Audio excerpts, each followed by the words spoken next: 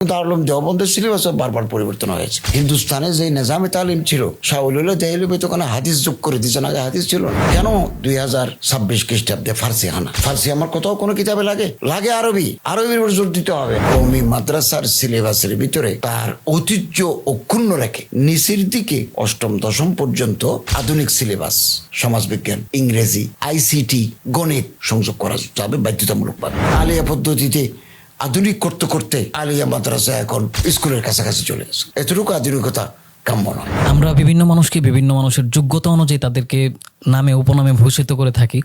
যেমন হচ্ছে কাউকে গবেষক, কাউকে রাষ্ট্রচিন্তক। কিন্তু আপনি সরকারে যুক্ত হওয়ার আগে আপনাকে সবাই যেটা হিসেবে জানতো শিক্ষাবিদ হিসেবে, এক কথায় শিক্ষাবিদ প্রফেসর ডক্টর আফম খালিদ হোসেন। তো ওই জায়গা থেকে যদি আমি আপনাকে একটা প্রশ্ন করি, কওমি মাদ্রাসার শিক্ষা নিয়ে অনেকেই প্রশ্ন তোলেন যে হচ্ছে বর্তমানে সংস্কারের প্রয়োজন বা পরিবর্ধনের প্রয়োজন বা রাষ্ট্রের সাথে মিলতে গেলে এমন এমন প্রয়োজন। এই বিষয়টা নিয়ে যদি আপনি সংক্ষিপ্ত কোনো কিছু বলতেন। খুব গুরুত্বপূর্ণ প্রশ্ন করেছেন। কওমি মাদ্রাসা হচ্ছে একটা বিশেষায়িত শিক্ষা।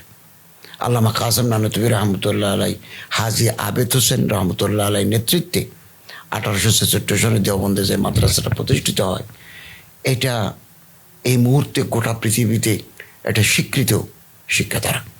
ওই শিক্ষাধারার মাধ্যমে কোটি কোটি লাখ লাখ আলেম তৈরি হয়েছেন, মুহাদ্দিস, মুফতি, সুফি, সুন্নতের পারিভি কন্যাওয়ালা মুত্তাকি মানুষ তৈরি হয়েছেন।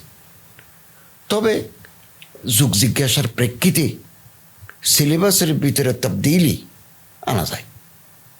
এক্ষেত্রে আলেম ওলামা যারা কওমি মাদ্রাসার তালিমের সাথে যুক্ত, ওনাদেরকে এই পদক্ষেপ নিতে হবে, বাইরে থেকে নয়।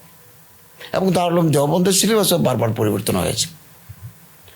হিন্দুস্তানে যে নিজামে তালিম ছিল শাহুল্লাহ দেহলবি তো কোনো হাদিস যোগ করে দিয়েছেন, আগে হাদিস ছিল না, আগে ছিল মাকুলাত। জালালাইন মেশকাতের উপরে পড়ানো হতো না, মেশকাতুল আনওয়ার পড়ানো হতো, হেদায়া পড়ানো হতো, জালালাইন। এই যে বুখারী, মুসলিম, তিরমিজি, নাসাই, এইটা করে যে তাকমিল হয়, এটা শাহুল্লাহ দেহলবির অবদান। পরিবর্তন হয়েছে না? এখন বেশি পরিবর্তন করতে গেলে আবার কওমির হাইসিয়তটা নষ্ট হয়ে যাবে, শান নষ্ট হয়ে যাবে।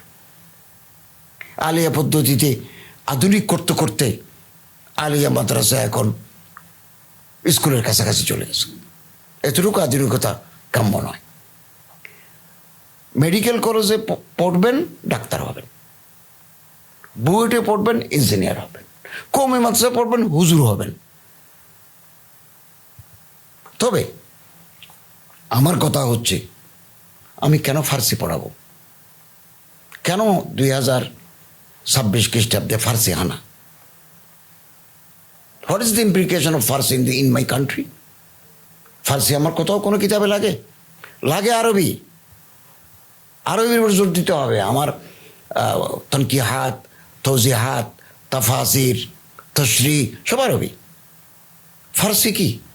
হিন্দুস্তানে ফার্সি লাগে, কারণ উর্দুকে আধুনিক করতে ফার্সি লাগবে। তো এই মুহূর্তে আমার বক্তব্য হচ্ছে যে এই কওমি মাদ্রাসার সিলেবাসের ভিতরে তার ঐতিহ্য অক্ষুণ্ণ রেখে, একটা ঐতিহ্য আছে না, ঐতিহ্যকে অক্ষুণ্ণ রেখে নিচের দিকে অষ্টম দশম পর্যন্ত আধুনিক সিলেবাস, সমাজবিজ্ঞান, ইংরেজি, ICT, গণিত সংযোগ করা যাবে বাধ্যতামূলকভাবে দশম পর্যন্ত।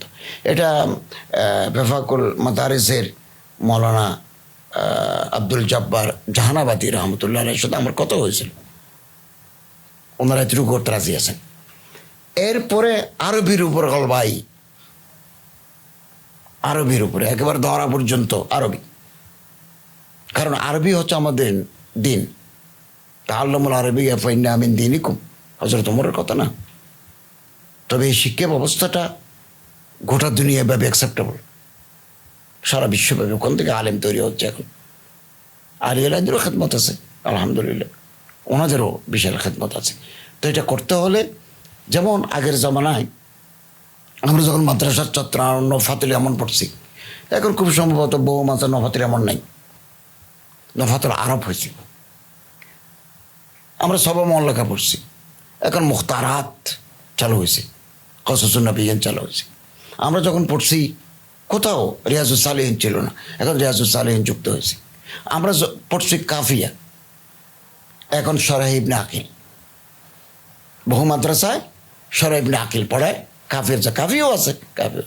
তো এরকম যাতে ছাত্ররা তৈরি হতে পারে এই ব্যবস্থা থাকা প্রয়োজন। এই জন্য শিক্ষার সাথে যারা যুক্ত ওলামায়ে কেরামদের মতামত সবচেয়ে বেশি জরুরি।